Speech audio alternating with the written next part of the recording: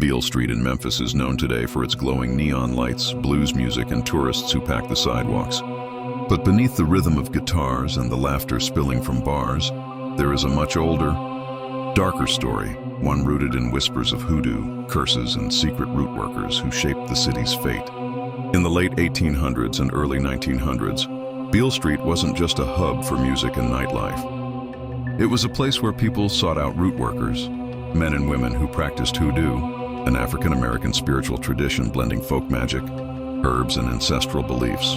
Locals said these workers had the power to heal sickness, protect against enemies, or even curse someone into ruin. One of the most feared figures was a woman known only as Aunt Caroline Dye. She lived just outside Memphis, but her reputation haunted Beale Street.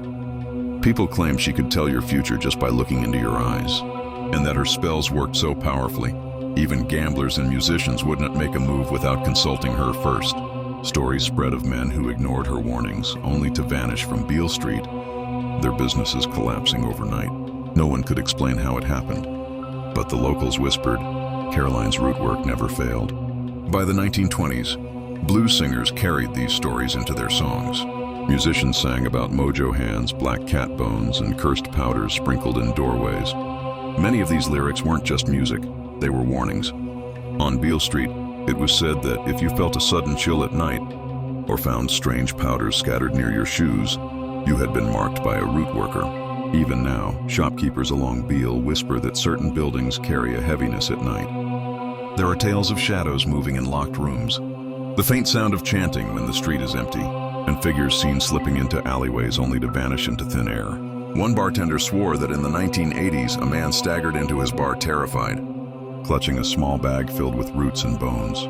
He said someone had given it to him, promising protection. But instead, he claimed every night he saw the same hooded figure watching from across the street. No matter where he went on Beale, the figure was always there, silent, waiting.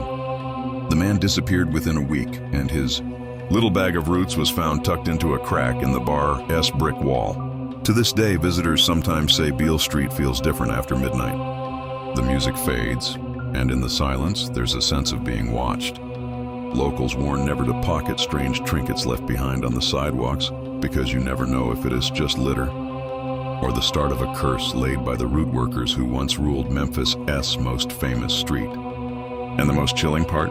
Some believe they never left.